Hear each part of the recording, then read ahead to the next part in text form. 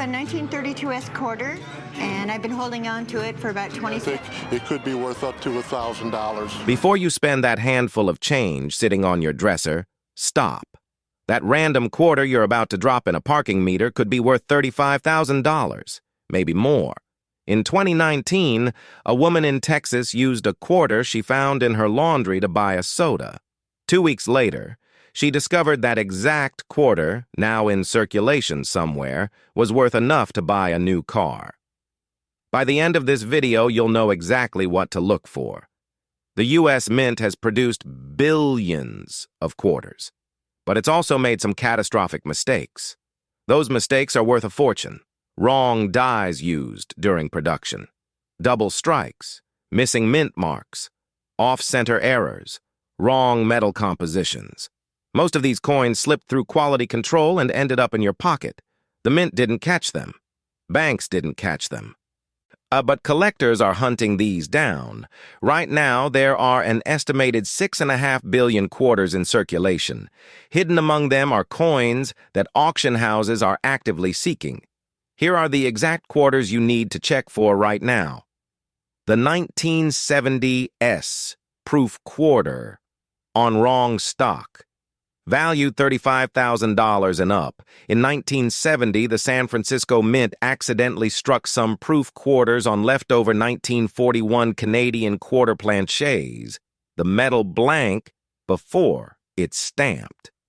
Look for a 1970 date with a small S mint mark under Washington's neck. The weight will be slightly heavier than normal, 6.25 grams versus 5.67 grams. The appearance will be silver, not copper nickel.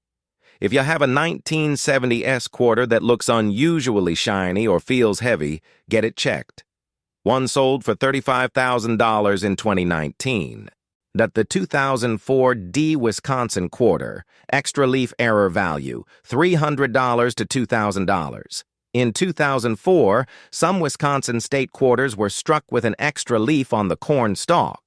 These are still turning up in circulation. Look for a 2004 date with a D mint mark from Denver.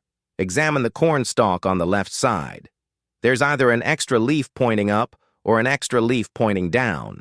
If it has that extra leaf, you're looking at $300 minimum.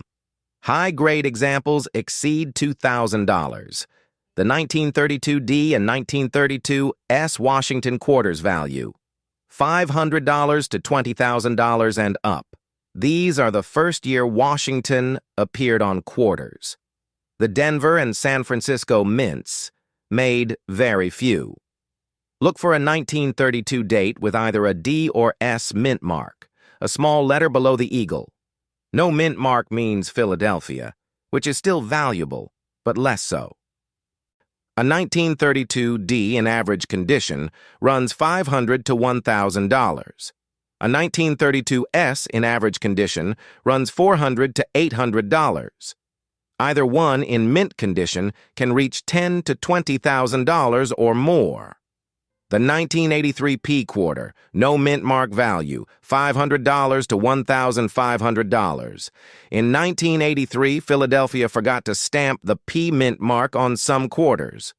Look for a 1983 date with no mint mark on the front, right side of Washington's ponytail area. The surface should be smooth where the P would normally appear. This error is rare because Philadelphia usually doesn't use a mint mark anyway. But 1983 was supposed to be different. The 1999 P Delaware Spitting Horse quarter value, $100 to $500. Some 1999 Delaware quarters show a die crack that makes it look like the horse is spitting. These are still in circulation. Look for a 1999 Delaware quarter with a raised line extending from the horse's mouth. The die crack creates the appearance of the horse spitting. The 1943 S Silver Washington quarter, double die obverse value, $10,000 to $15,000 and up.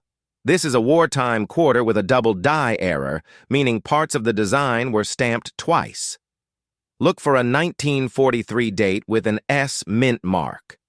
The error appears as doubling on "In God We Trust" and the date. The metal is silver, not copper nickel. Use a magnifying glass. Clear doubling is visible. The 1965 silver quarter value, $7,000 to $15,000 and up. In 1965, the U.S. stopped making silver quarters and switched to copper nickel. A few silver blanks accidentally got mixed in. Look for a 1965 date with no mint mark. The weight should be 6.25 grams. Use a kitchen scale. The edge should be solid silver, not the copper stripe you see on normal 1965 quarters. If you find one, do not clean it. Get it authenticated immediately. These have sold for over $15,000 at auction. Here's how to check your quarters. Sort by date. Pull out anything from 1932, 1943, 1965, 1970, 1983, or the state quarter years 1999 through 2008. Check the mint mark. Look just below the eagle on older quarters or on the front right side of Washington's neck on newer quarters. No letter means Philadelphia or an error. D means Denver. S means San Francisco. Weigh it. Normal copper-nickel quarters weigh 5.67 grams. Silver quarters weigh 6.25 grams. If a 1965 quarter weighs 6.25 grams, you may have a $15,000 coin. Examine under magnification. Use a magnifying glass or your phone camera zoomed in.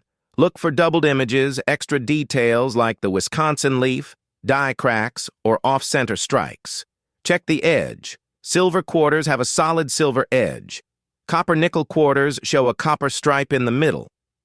This is the easiest way to spot a 1965 silver quarter. If you think you've found something valuable, here's what not to do. Don't clean it. You'll destroy the value. Don't handle it too much. Oils damage coins. Don't try to polish it. Put it in a protective coin holder. You can buy these at any hobby store. Take clear photos of both sides. Get it professionally graded. There are two major grading services: PCGS, the Professional Coin Grading Service, and NGC, the Numismatic Guarantee Corporation. Grading costs $20 to $50, but it's worth it. Thus, a graded coin sells for 2 to 3 times more than an ungraded one.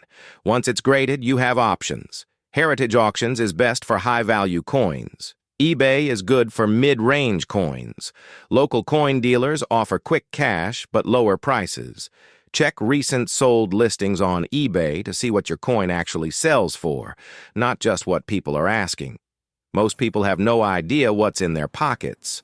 A bank in Ohio processed over $100,000 in quarters last year and found 3 valuable errors. They went right back into circulation because nobody was looking. That woman in Texas isn't alone. In 2021, a high school kid in Minnesota found a 1970s quarter in his school cafeteria change, worth $10,000. These stories happen every month. Go grab every quarter you can find. Check your car, your couch cushions, that jar on your dresser. Go through this list. Compare dates, check mint marks, weigh anything suspicious. If you find something, drop a comment below. If you learned something today, hit that like button. Subscribe if you want more videos on finding hidden value in everyday items. Quarters aren't the only thing worth checking. There's a link in the description to a free downloadable checklist with all the quarters covered today, plus images so you know exactly what to look for. Thanks for watching. Now, go check that change jar.